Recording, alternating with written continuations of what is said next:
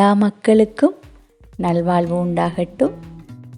நாஸ் time சேனலை subscribe பண்ணிக்கொள்ளுங்க.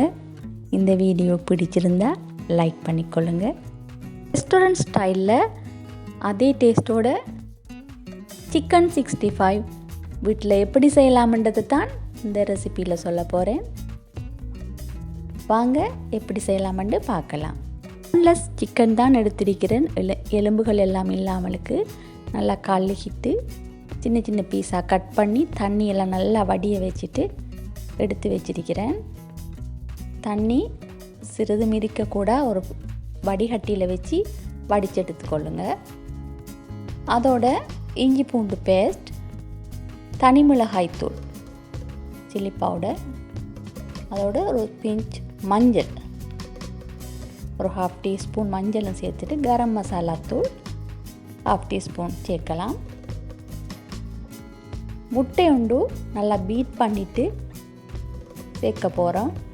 தேவையான அளவு உப்பையும் சேர்த்துட்டு அந்த அடித்து வச்ச முட்டையும் பீட் பண்ணி எடுத்த முட்டையும் இதோட சேர்த்துட்டு முதல் நன்றாக மிக்ஸ் பண்ணி எடுக்கணும்.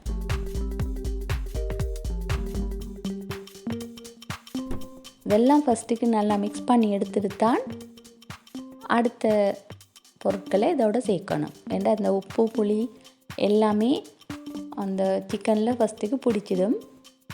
அதுக்கு பிறகு தான் ஒரு 1/2 டீஸ்பூன் கோதுமை மாவும் 1 டீஸ்பூன் ஒரு தேக்கரண்டி ஃபுல்லாக கோர்ன்ஃப்ளாவும் சேர்த்துக்கொள்ளணும். ரெண்டும் சம அளவில் சேர்க்க வேணாம். 2 மாவும் 1/2 டீஸ்பூன் கோதுமை மாவு சேர்த்தா 1 டீஸ்பூன் கோர்ன்ஃப்ளவர் சேர்த்துக்கொள்ளலாம். அப்போ தான் அது நல்லா கவர் ஆகி அந்த சிக்கன் நல்லா கிறிஸ்பியாக வரும். எல்லாம் போட்டு மிக்ஸ் பண்ணி எடுத்த சிக்கனை மினிமம் ஒரு 30 நிமிடம் ஊற வச்சு எடுக்கணும். கூடுதலாக ஊற வச்சாலும் நல்ல டேஸ்ட்டாக இருக்கும். 1/2 hour அவசரமாக செய்கிறேன்டா 1/2 hour ஊற வச்சுட்டு செய்யலாம். இப்போது சட்டி சூடானதும் மிதமான தீயில் வச்சு பொரிச்செடுக்கணும். ஃப்ளேமில் வச்சு பொரிச்சா தான் நாம் இதுக்கு மாவெல்லாம் சேர்த்துருக்கிறோம். கோதுமை, சோளமா, கார்ன்ஃப்ளவர்லாம் சேர்த்து முட்டையெல்லாம் சேர்த்துருக்கிறோம். அதால் டக்குன்னு கருகி போயிடும். சிக்கனும் உள்ளுக்குள்ளே வெந்து வராது. ஸ்லோ ஃப்ளேமில் வச்சு மிதமாக பொரிச்செடுத்தோம்னா நல்ல கிறிஸ்பியாக வந்து சேரும். இந்த மாதிரி நாம் பிளேட்டில் கார்னிஷ் பண்ணி வெங்காயம், லெமன் இதெல்லாம் லெமன் சாரெல்லாம் புழிஞ்சு விட்டு சாப்பிட்றதுக்கு ரொம்ப டேஸ்ட்டாக இருக்கும். எந்த ஒரு சாப்பாட்டோடும் சாப்பிட்றதுக்கு ரொம்ப அருமையான டிஷ் இது.